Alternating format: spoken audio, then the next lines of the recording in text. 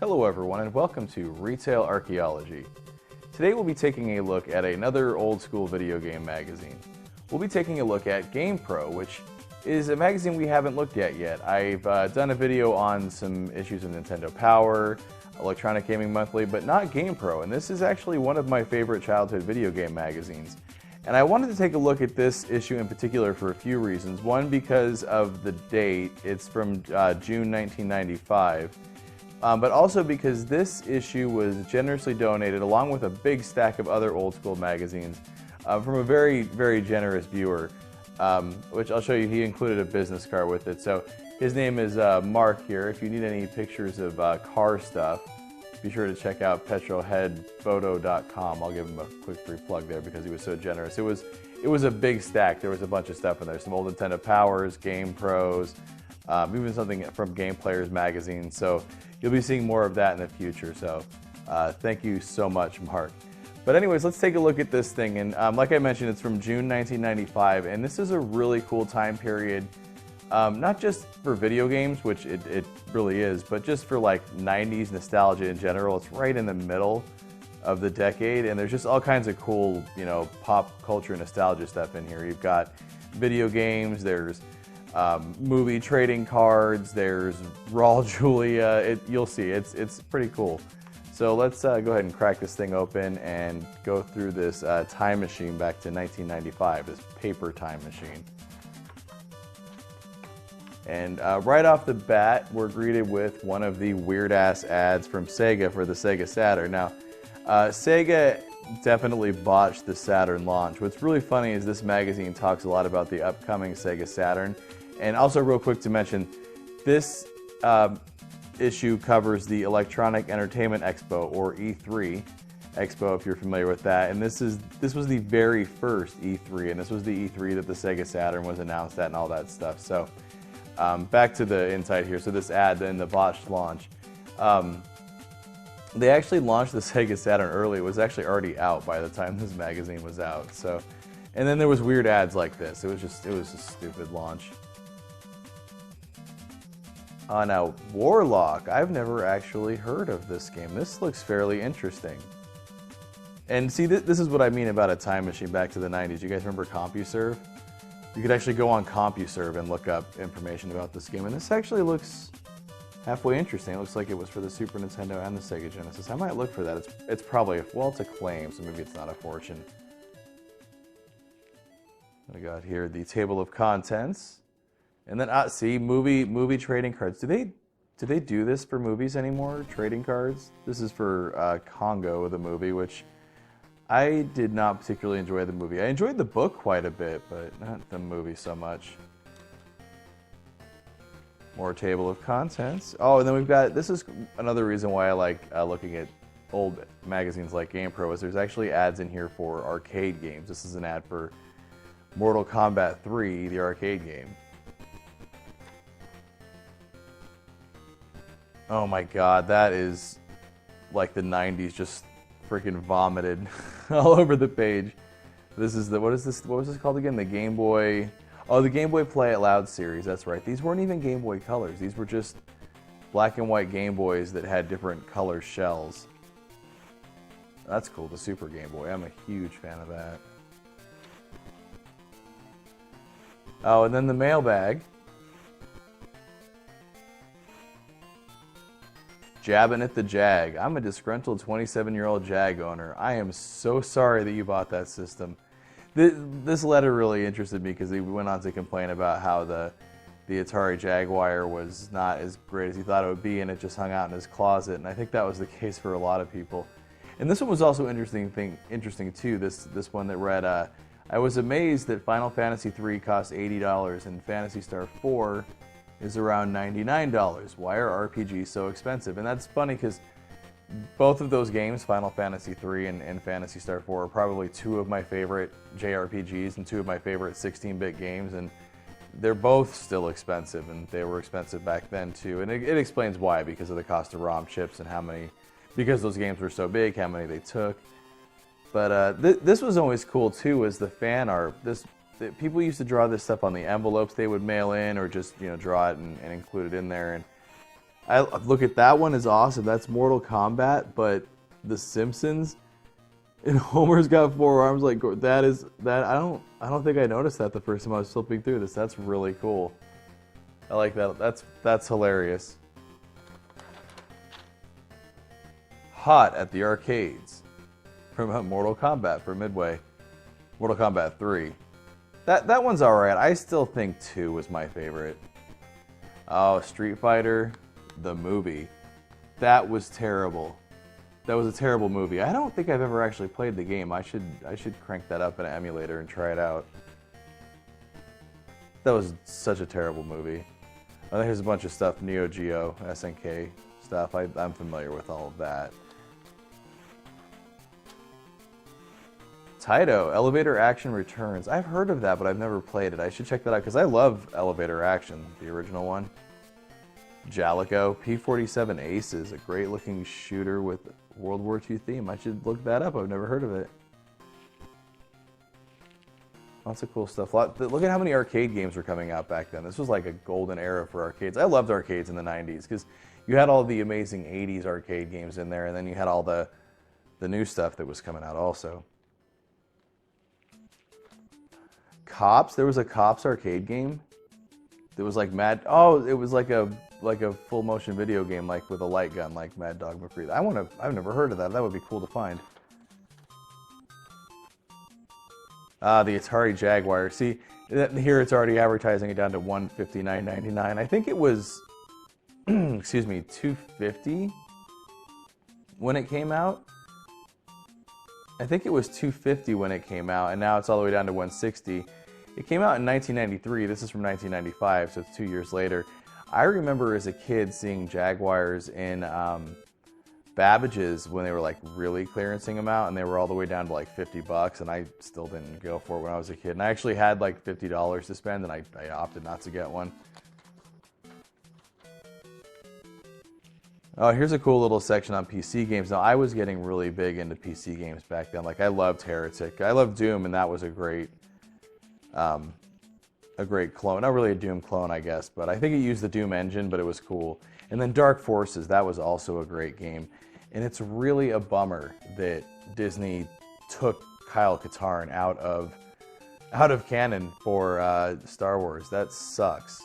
That really sucks because he had a great story, that character. And that's the story of Rogue. This was the story of Rogue One. This should have been Rogue One, and this would have made a great movie. This was originally the deal with how the Death Star plans got smuggled out. So, oh well, what are you gonna do? We still have the game. And then the Sega 32X. What a boondoggle this thing is. There's no way that anybody ever bought the Sega 32X on purpose. They would be stupid too. I remember seeing these things on clearance, and man, what is this? No, yeah, that's right. I have it. Get out of here. I do have a Sega 32X, but I got mine recently. I didn't buy it when they came out. It was kind of funny with this too because I had a chance to get one of these. I remember seeing these on clearance at Kmart for $20, and I still didn't get it when I was a kid. And I actually enjoy mine now. There's some good arcade ports on it and stuff. So that's kind of interesting to see a 2-page ad spread for the 32X, and the Saturn was already out. Stupid. Online video game information. Holy, look at this. What browser is this? It looks like an old Macintosh browser, but look, this is all about how to look up information about video games on the web. Look, there's Usenet down here. I wonder if alt.games.links is still active. Someone should look that up and see what the last post was on there, because that's hilarious. Look at this, man. What else is on here? FTP sites, World Wide Web. Jeez. Jaguar website. You could probably look some of this stuff up on the Wayback Machine. Here's some of that 90s tood burned ass in the jeans. But the Kirby series was actually really good. I like all the Kirby Dreamland games on the Game Boy.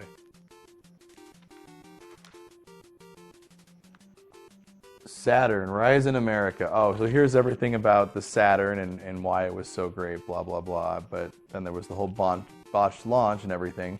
I have a Sega Saturn, and I do enjoy mine quite a bit. But God, collecting for it is a fortune. It really is. I have mine modded so it'll play burned games because it's just not affordable to try and get some of them.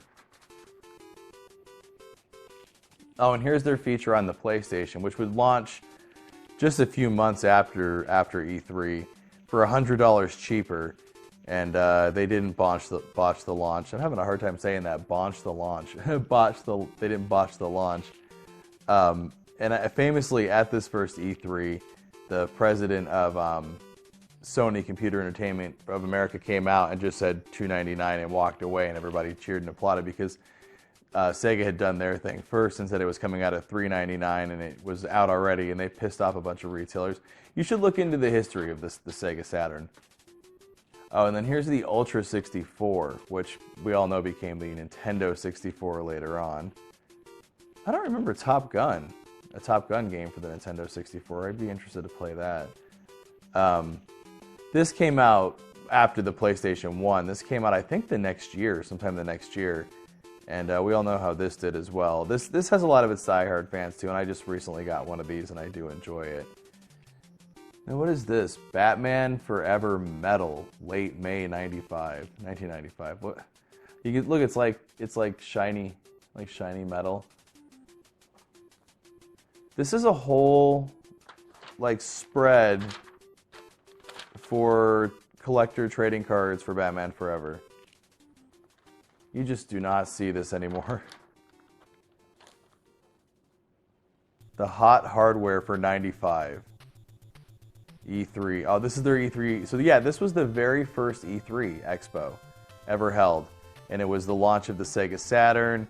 They showed off the Ultra 64, which later on became the Nintendo 64. And then you had the Panasonic 3DO and the Atari Jaguar had been out for a while. But the Jaguar CD wasn't out yet, and that thing turned out to be a hot pile of garbage. So, oh, now see, this is really cool. This is a map of the very first E3 conference, and you can see how big. Look at how big the Sony PlayStation booth is. SNK's booth over here. Oh, it looks like there was another floor or something. Here's Nintendo's booth. Wow, and there's Sega. Look at how much Sega. Sega had way more real estate than Nintendo did at the first E3, and so did they had more than Sony. It looks like too. Acclaim, the 3DO company, Philips Interactive Media. Do you think they were still pushing the Philips CDI at that point? Probably. They probably were. Konami back when they made games. This is really cool that this is in here and that you can see just how big all of the different companies areas were throughout the convention hall. Look, oh, of course, Mortal Kombat 3 has to be called out. Oh my God, the Virtual Boy. Jeez. Oh, and then look, I bet that's Star Fox 2 probably. Oh, and then of course, GamePro magazine. They had their little section there. This is cool.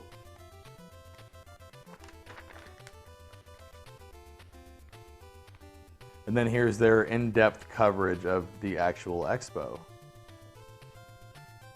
Accolade, there's a name you don't see very much anymore. American Laser Games. Space Pirates. I'd love to play that game. Gex. I've never played Gex. I should check that out. I heard that's one of the standout games on the 3DO.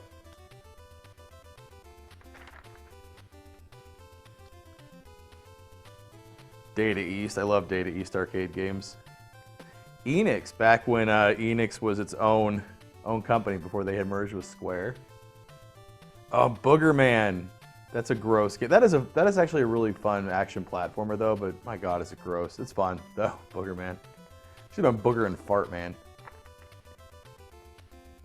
Oh, and the Neo Geo CD. Now, that always kind of intrigued me, but I have a Neo Geo MVS cabinet, so I don't need it.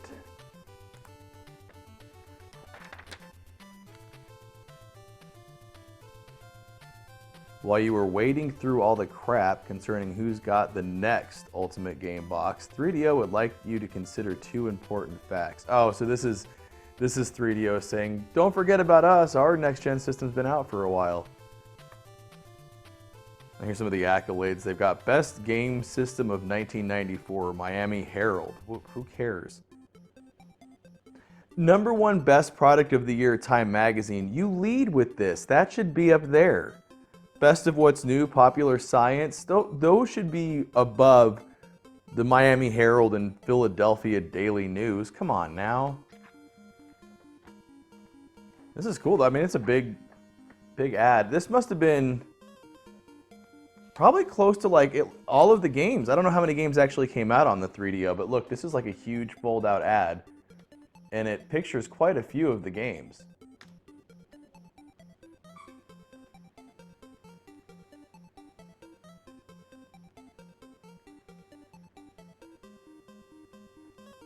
Yeah, that's pretty cool. Don't think that did them any good. I don't think that increased sales, having a big ad like that. Adventures in Video Gaming. Oh my god, this is a 900 tip line. 1-900 tip lines. Wow, that's been a long time since I've seen one of those. I mean, there's other 900 numbers too, obviously, back then, but I never called these tip lines. I used to get my tips from like Nintendo Power Magazine, GamePro Magazine, and then the Playground, stuff like that. But I remember asking my parents to call, and they were like, no, and look at this, I don't blame them, $1.29 a minute? I mean, a 10-minute call would be over 10 bucks. That's ridiculous. And I imagine when you call too, it was something like this. It was like, hello, thank you for calling the GamePro Hot Tips hotline. You know, it was like that probably, just to stretch it out. That's something I don't miss from the 90s.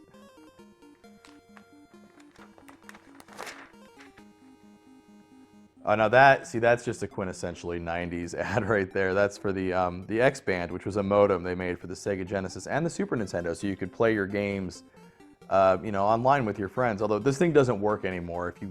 They're just paperweights now, but they're still cool to, you know, little collector pieces, conversation pieces. Skeleton Crew on the Sega Genesis. That's a Motley Crue themed pinball game. I think that's what it was, wasn't it? Oh, this is, no, I'm thinking of, never mind, that's not what this is. What is Skeleton Crew? I've never heard of this. I think I'm thinking of Crew Ball or something like that. It's a Motley Crue game. That's another Sega Genesis game I haven't heard of. I'll have to check that out. Got okay reviews. Fun Factors 4.0. That's something else I always liked about GamePro magazine, was the way they did their ratings with the little faces and the numbers. Exo Squad. Now this is a pretty decent game. I remember renting this from Blockbuster. But I used to love the cartoon when I was a kid. This was a great cartoon. I think it ran for 2 seasons, and I used to watch it in the morning before school. And they don't make cartoons like this anymore. This was like very heavy sci-fi and kind of some adult themes for a cartoon, for a kid's like before school cartoon. But it was pretty good. I enjoyed it. And the game's good too. Actually, I'm going to try and find a copy of that again, because I only ever rented it at Blockbuster. I never owned it. Oh, and here's a, I'm sure, awful Sega CD full motion video game. Oh, and then the Sega Channel. That was something you could subscribe to from your cable company, and you got like a cable modem kind of thing for your Sega Genesis, and you could download games and play those. I don't know how long that lasted, but I don't think it was available in my area, because I had a Sega Genesis when that was available, and I remember wanting it. What is this? The Performer? What is this? The Performer? Oh, it's a turbo wheel. Oh my god. That is a lame looking ad. Knuckles Chaotix for the 32X. That's a 32X game I'd like to have, but I don't have yet. Looks like they did not enjoy it here, but I've heard if you give this game a chance and actually learn how to play it, it is fun, but GamePro didn't think so.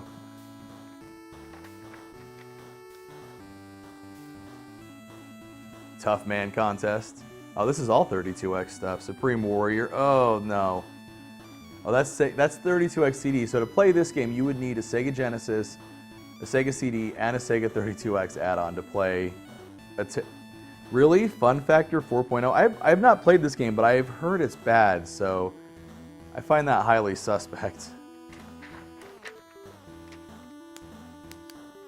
Nintendo, the innovation leader. Super FX2 chip. This is pretty cool. Oh, this is an advertisement. I thought this was an article, but it's an advertisement. Stargate on the Super Nintendo. Now that, I'm guessing, is based on the movie, because I think this was before the TV series. I did like the TV series quite a bit. I like the movie too. It looks like this game was pretty fun. I'll have to seek this out. Usually, movie licensed games are not good, and they're usually pretty cheap. There's some exceptions, like Wayne's World on the NES is pretty expensive, but that actually got pretty good reviews. I'd be interested to try that game out. Kyle Petty's No Fear Racing. I know Kyle Petty's a racer, but I'm not even quite sure who he is. I know his mustache is pretty majestic there, but No Fear. Wow, Kyle Petty and No Fear together. Fatal Fury Special. There's a lot of like Neo Geo GIMP ports that were released on the Super Nintendo, Sega Genesis, like toned down versions of them. That seemed to happen towards the end, which was, I guess, nice so that some people could actually play these games, because nobody I knew had a Neo Geo. You only ever played them in the arcade.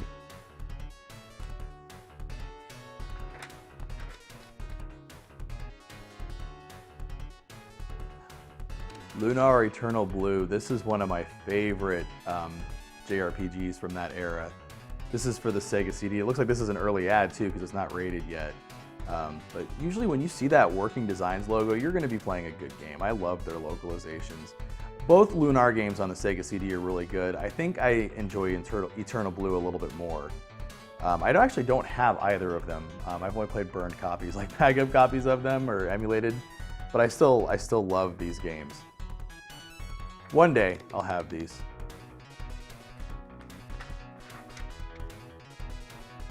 Galaxy Fight on the Neo Geo. Now that's not one I'm familiar with. A lot of fighters on the Neo Geo.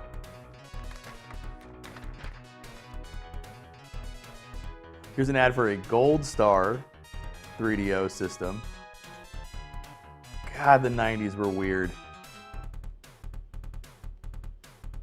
Ooh, a free $130 value. You got Shockwave and FIFA International Soccer. I don't know what Shockwave is, if that's any good of a game or not.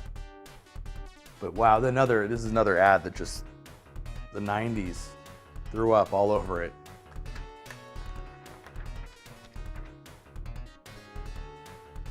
Oh, and here's a review for Gex on the 3DO. Wow, this got really solid review. A really solid review. Look at that. 5.0s and 4.5s. Wow, I'll have to try Gex. Not familiar with this.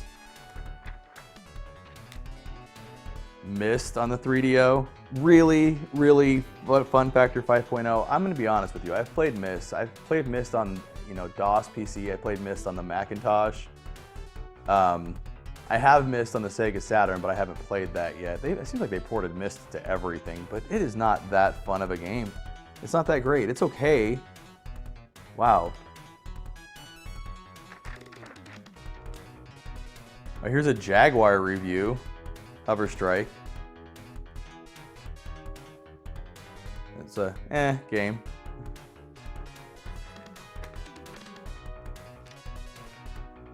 Oh, and here's a CDI game. Chaos Control for the CDI. Wow, they gave it a 4.0, so this must be one of the most fun games on the Philips CDI.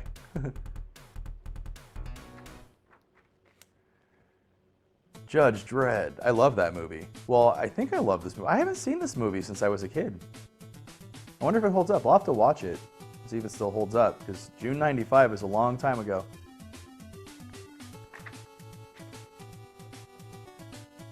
The sports page, otherwise known as games that are going to be worth like $2 in the future. Maybe $1, some of these. Like, what does NCAA Final Four basketball go for? Probably not much.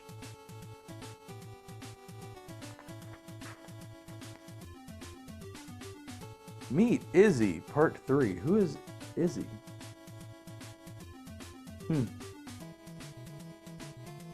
Oh, is he the Olympic mascot? Oh, he's the Olympic mascot. I remember him. That's interesting.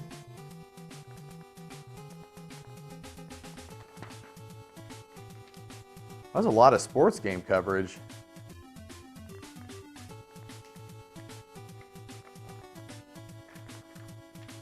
More sports. And motion controls. Motion controls even back then. And you think motion controls are bad now? These things rarely worked, these type of attachments. There was golf clubs, baseball bats. A few different companies I know made baseball bats. There was one I think that came with Ken Griffey Jr. for the Super Nintendo, or it worked with it at least. And they usually really weren't fun to play with. Role Players Realm. See, now this is my section. This is my jam right here. Shining Force CD. I just recently picked this up. I haven't had a chance to play it yet, though. That's one I haven't played yet. I've heard good things. Seal of the Pharaoh. What is this for? Oh, for the 3DO. An RPG for this. This was like a dungeon crawler. Interesting.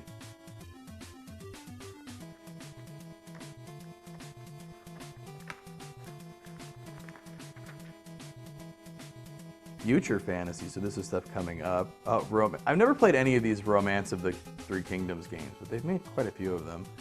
Earthbound on the SNES. Oh look, and there's Lunar Eternal Blue. This is such a good game, such a charming game. Oh man, look at this stereo system. So many lights. I remember seeing this ad as a kid. They ran this in multiple magazines for this contest. Could you imagine winning all that stuff back then? That's pretty much everything. That's everything. A Jaguar, a Super Nintendo, a 3DO. That's everything that was out at the time, basically, and a gaming PC. Wow. Whoever had this before me did the mystery word grid, but it doesn't look like they ever mailed it in.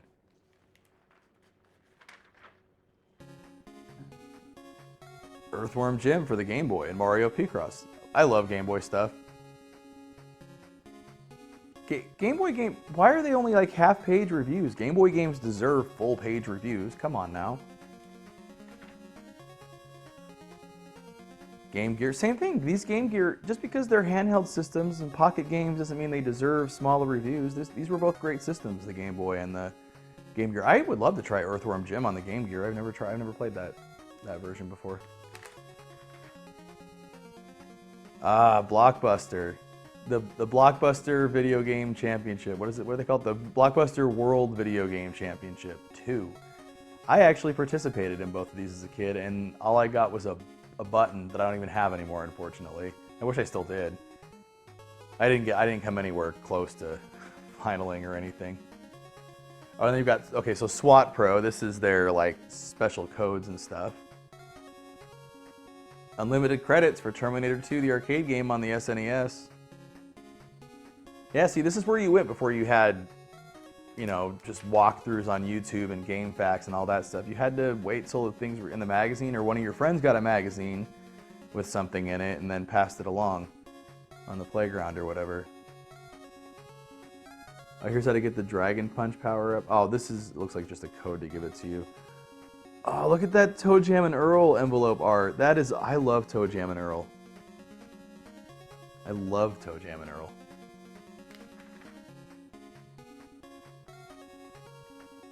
Here's an ad for Funko Land. Well, I think it just says Funko, but I'm guessing this was Funko Land. They've got a price list for the Sega Genesis, the Super Nintendo, and Nintendo games.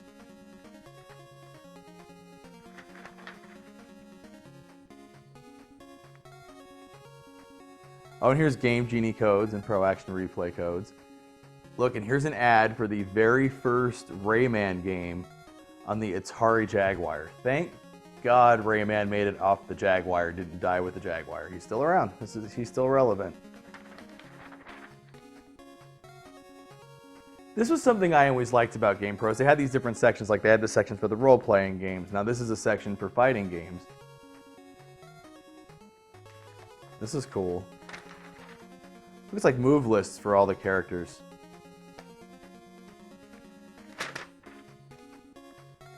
What is this?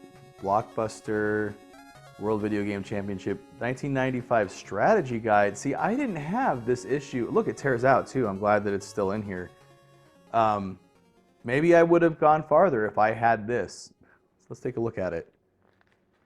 This is cool. I love old old rental stuff. I have a whole bunch of old video games. When I buy an old video game and it has a rental sticker on it, I leave it because that's part of the game's history. Oh, here's another stupid play it loud ad. Oh my God, yellow hair, green hair. Here's all the rules for the championship. What do you win? Everyone who plays wins. Yeah, I want a button. And of course, they're going to have ads for the game. So yeah, Judge Dredd, I remember, is one of the games that you had to play. Of course, it's going to be a movie game since it's a Blockbuster thing.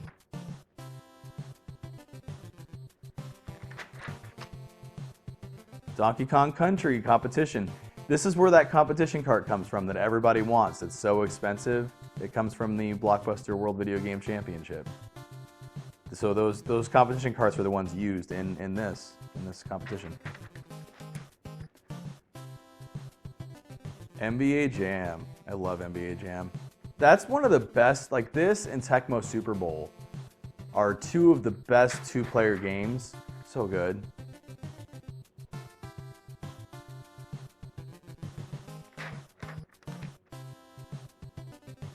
Fleer Ultra Spider-Man Premier Edition.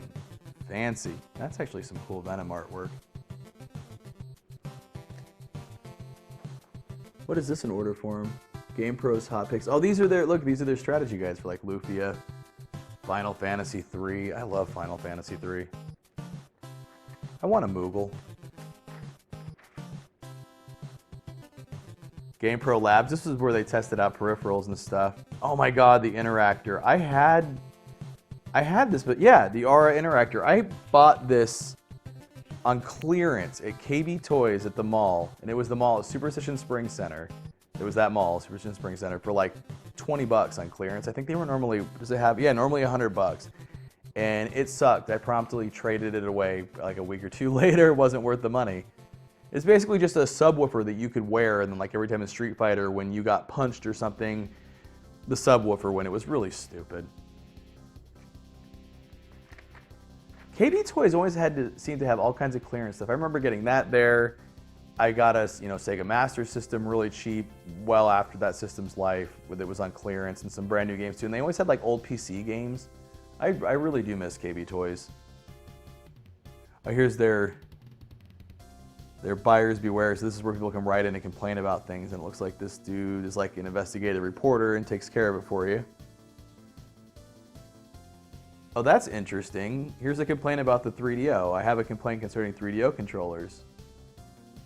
It looks like this poor kid went through a ton of controllers, and it looks like what was shorting him out was RF cables. That's weird. That seems like bad product design. Batman and Robin. That was a great cartoon. Street Fighter the movie. Look, there's Raul Julia in his vinyl maroon getup. Poor. I think this was the last thing that he did. I think this was the last film he was in, which is unfortunate because I love Raul Julia, and this film was terrible, and he was such a great actor. Such a great Gomez Addams. Such a silly movie.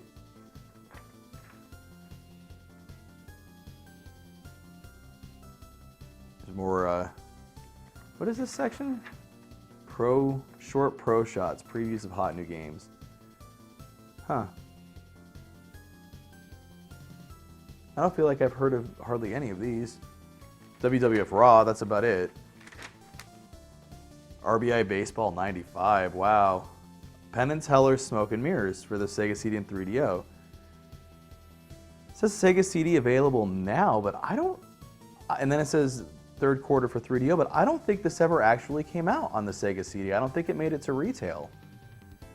I think there was a prototype turned up, and so people made repro copies of it and stuff, but I don't think it ever made it to retail on the Sega CD, so that's interesting that it says available now on Sega CD. That would mean that there was like copies made and everything. I wonder where they all ended up, if they were all destroyed or what. Maybe I'm misremembering. Maybe it's the other way around. It didn't come out for the 3DO, but I feel like that didn't make it to retail for the Sega CD, which is a shame because I love Penn and Teller.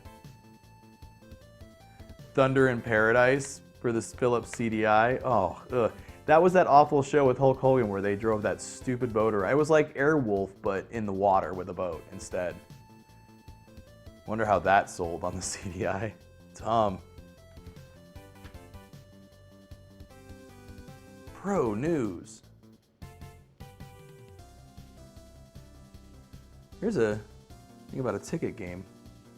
I didn't know they covered ticket games in here. Blockbuster Video June hot sheet.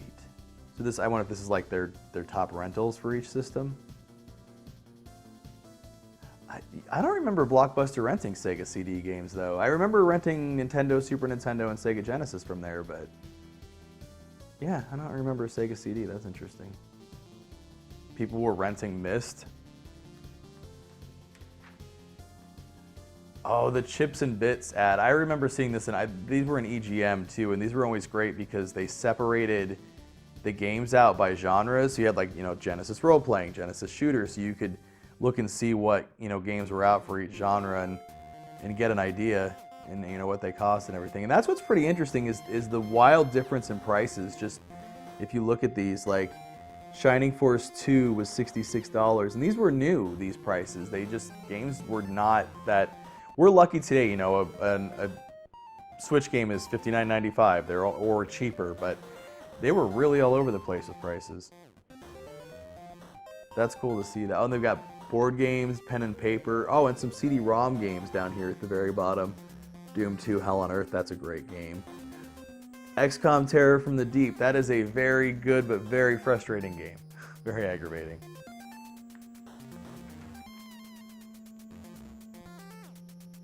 This company always cracked me up, STD. Why would you go with that acronym?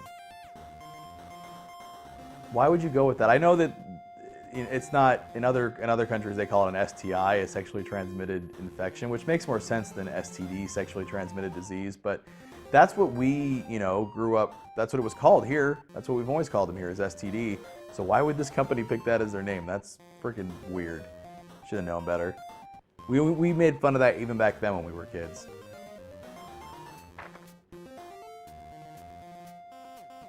Oh look, and then there's an ad for Justice League, and probably a Justice League that's much better than the modern Justice League film that just came out. This actually looks halfway interesting, like a fighting game. It's another one I'm not familiar with. Anyways, that's been our look at the June 1995 issue of GamePro magazine, right in the middle of the 90s, June 1995. And like I said, this was a great issue to look at because there was lots of nostalgia in here, lots of pop culture stuff. Not just video game related, you got Blockbuster stuff in here.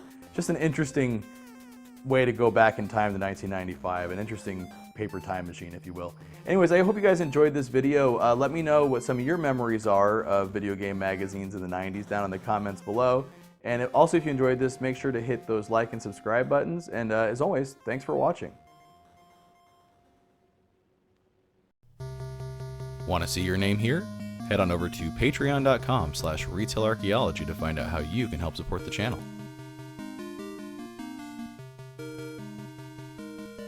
Hey, thanks for checking out my video on this paper time machine.